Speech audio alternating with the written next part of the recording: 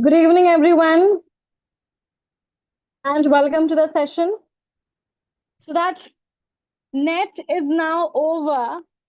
So it's time that we have to start studying for and pay attention to other exams as well. So MPPSC exam is around the corner. So we thought it's high time that we should start a series, a dedicated series for MPPSC aspirants. So if you are preparing for the MPPSC exam, I really hope this series of MPPSC revision sessions would really boost your preparation. Right? So with that being said, welcome again to our live sessions. Right? So let's get started now with our session tonight. Please do like the session. All right? And now let me start by sharing my screen with you all.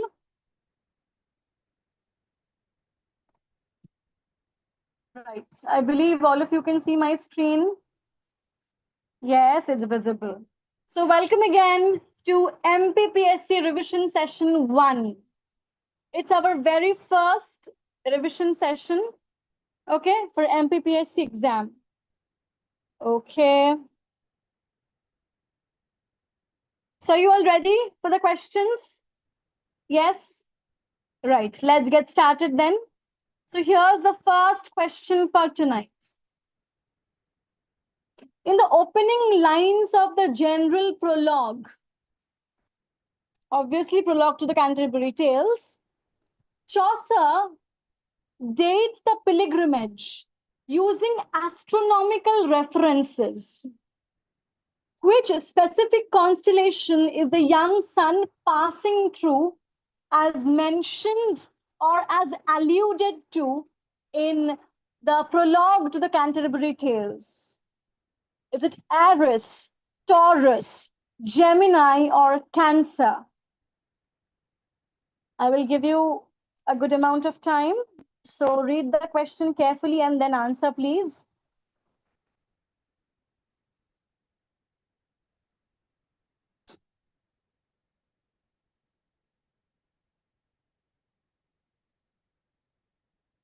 So, which specific constellation is the young sun passing through?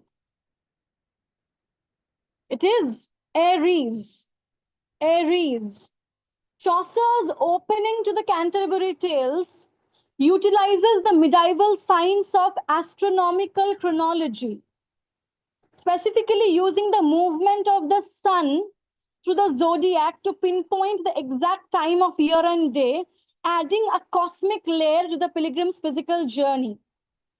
And the most famous astronomical reference in the prologue occurs in lines 7 to 8, where Chaucer says that, and the young sun, young, in the prologue it is young, Yonge, and the young sun hath in the ram his half course run.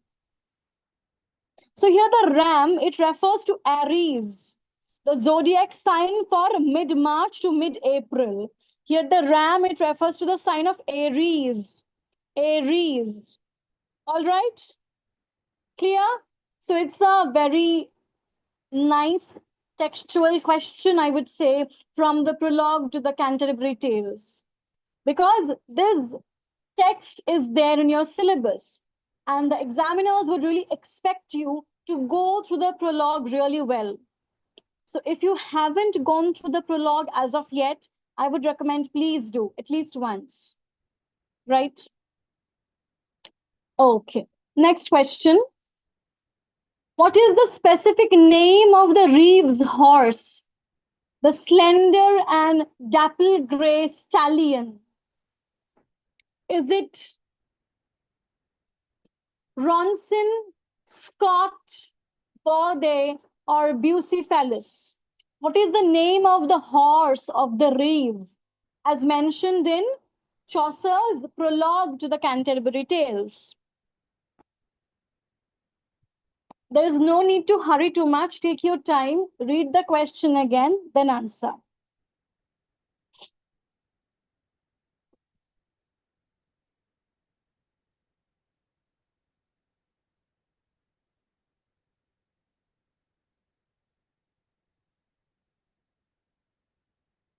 Okay,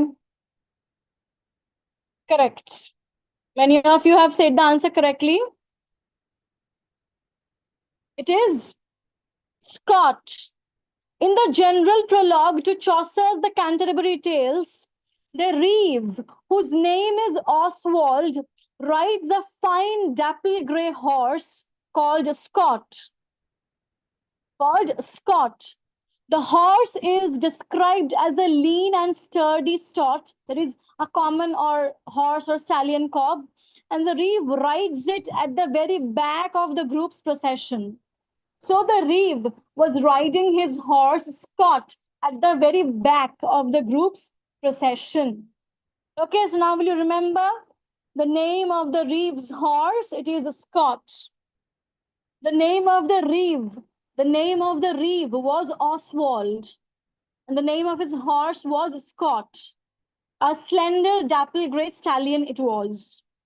Clear?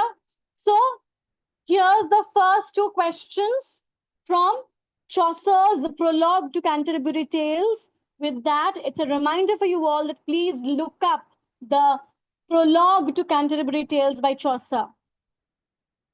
Right. With that being said, let's move on to the next topic. So your next topic in the syllabus is Fairy Queen Book 1. Right? You have Fairy Queen Book 1. Again, they will expect you to know the Book 1 as thoroughly as possible, the characters and everything. So make sure you know the text well. Trust me, since it's a text-based syllabus, if you know the primary texts well, 60% of your job is done there.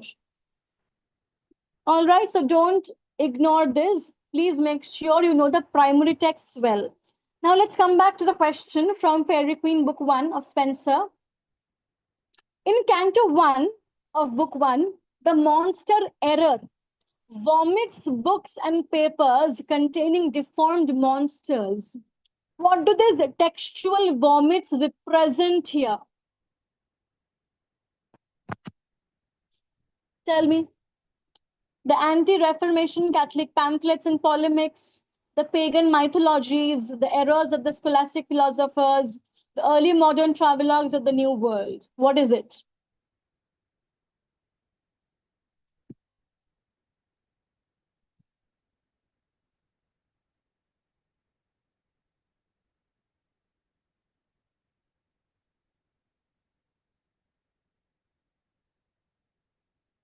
Correct. Many of you have answered correctly.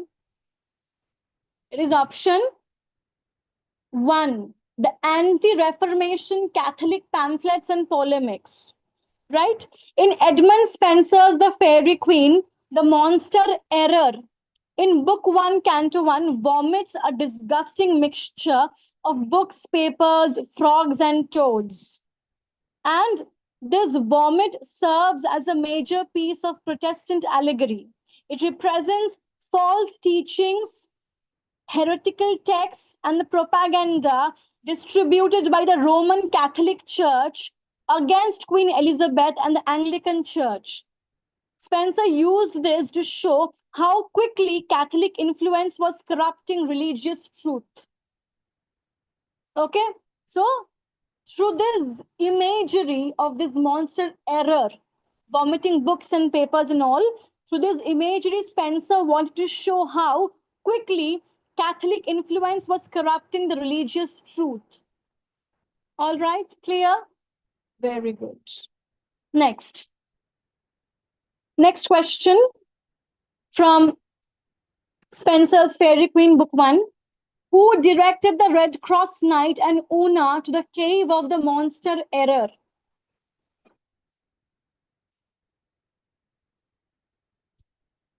Who directed the Red Cross Knight and Una to the cave of the monster Error? It was Archimago. Archimago directed the Red Cross Knight, who stands for holiness, right? Red Cross Knight and Una to the cave of monster Error. Clear? Right. Next.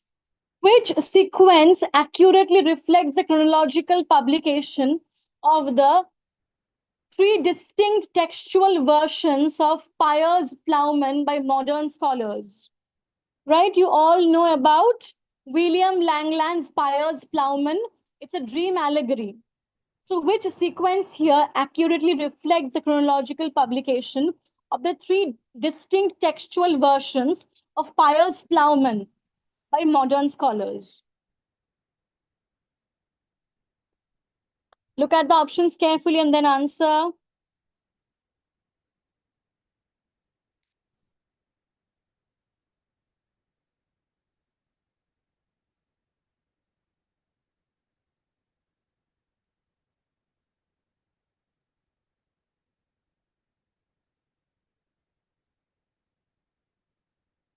So, A text, B text, C text. That's the correct order of the three distinct textual versions of William Langland's Piers Plowman. Piers Plowman. Clear? Right. Very good. Next. Who compiled the 1485 text Les Mortes d'Arthur while incarcerated in Newgate prison, drawing heavily from French romances? Again, you have this in your syllabus, so you know this already. Is it Caxton, Mallory, Geoffrey of Monmouth, or Sir Bedivere? Who compiled the 1485 text Les Mortes d'Arthur while imprisoned in the Newgate prison, drawing heavily from French romances? Have you all liked the session? Let me see. I couldn't open the chat for a long time, so let me see now if you have liked the session.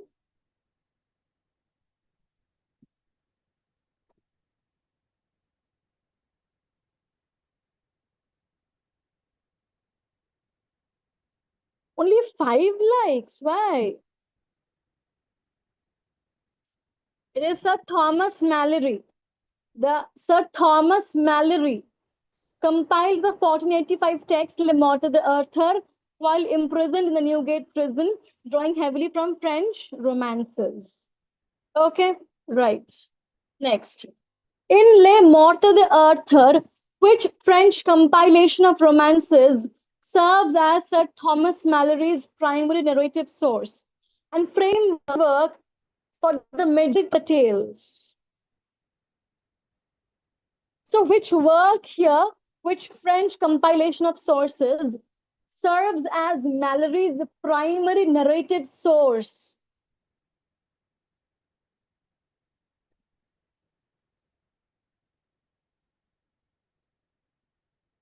It is the Lancelot Grail cycle or the Vulgate cycle. This French compilation of romances serves as Thomas Mallory's primary narrative source and framework for the majority of the tales in Les Mortes d'Arthur. Okay, this is the Lancelot Grail cycle or the Vulgate cycle. Clear? Very good. Next, at the culmination of the final battle between Arthur and Mordred, how many knights remain alive on King Arthur's side and what are their names? So again, a textual question from Mallory's Les Mortes d'Arthur.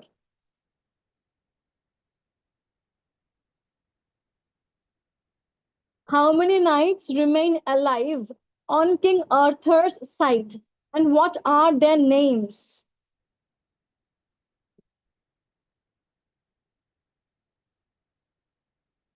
It is 2 remained alive, Sir Lucan or Lucian and Sir Bedivere.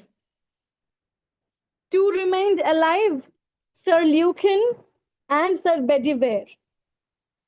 Clear? Right. Next. Okay. So those who are planning to prepare for the upcoming December net exam, please please note this, that our UGC Net English early bird offer is ending in 2 days. So if you want to purchase our December net online course at a discounted price, you can join now. After this, the price will increase. The early bird offer is still live. Grab it now. All right. Okay. Next. Regarding the textual publication of Dr. Faustus, which of the following statements is factually accurate? Just give me a second. I will grab some water.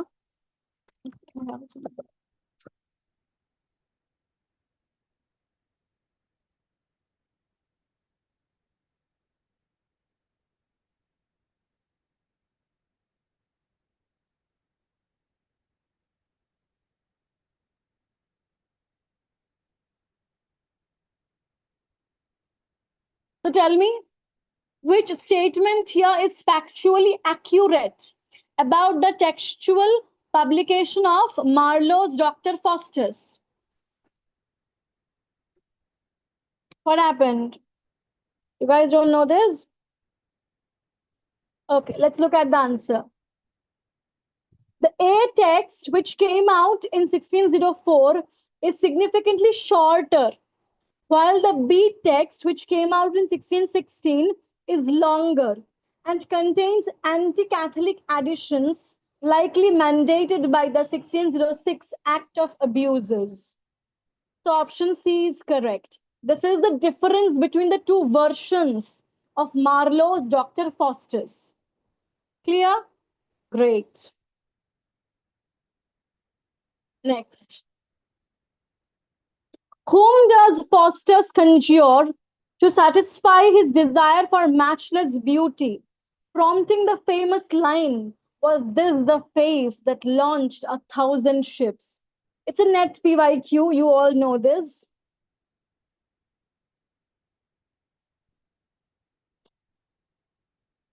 It is Helen of Troy.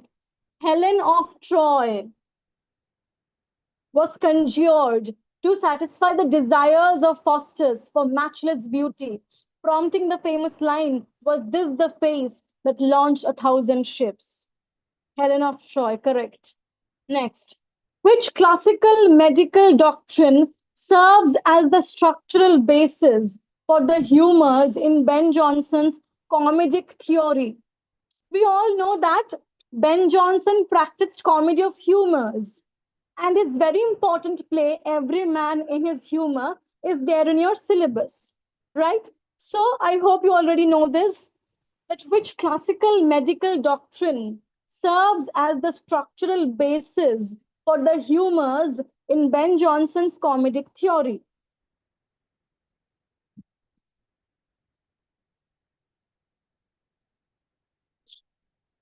It is easy. The four elements of Empedocles, Galenic medicine, and the four bodily fluids, Aristotelian tragic catharsis, Hippocratic theory of melancholia. Correct. It is option B, Galenic medicine and the four bodily fluids. And the four bodily fluids. Ben Jonson's comedy of humors theory. So Ben Jonson's famous comedy of humors theory, popularized in plays like Every Man in His Humor, is rooted in the medieval and Renaissance understanding of humorism. Humoralism. This physiological and psychological doctrine posited that a person's physical health and personality were governed by the balance of four bodily fluids: blood, phlegm, yellow bile, and black bile. Johnson adopted this physiological model and applied it to drama. In his comedic theory, an imbalance or over-dominance of a single bodily fluid dictates a character's exaggerated defining personality trait. For example, an excess of yellow bile causes anger, or black bile causes melancholy. So this is the theory in which is rooted Ben Jonson's comedy of humors, and Every Man in His Humor is a major example of that. Right? Okay, so that's all for tonight. I really hope you guys like the session. It was just the first session, so I kept the questions quite easy. But from tomorrow onwards, I would prefer quite advanced questions, right? So from tomorrow onwards, we will practice some more advanced questions from the concerned topics of your syllabus, right? So please do like the session, okay? And don't forget to join me tomorrow as well at 9:30. And yes, for those who are planning to join our December net batch, it's the perfect time because our early bird offer is still live. So if you want to purchase our December net online course at a discounted price, please join it now while the price is still low. Okay? Right. With that all being said, I would end the session for tonight. Do join me tomorrow as well at 9:30 p.m. I will be back with more advanced questions of MPPSC. All right. So bye. Take care. Good night. And please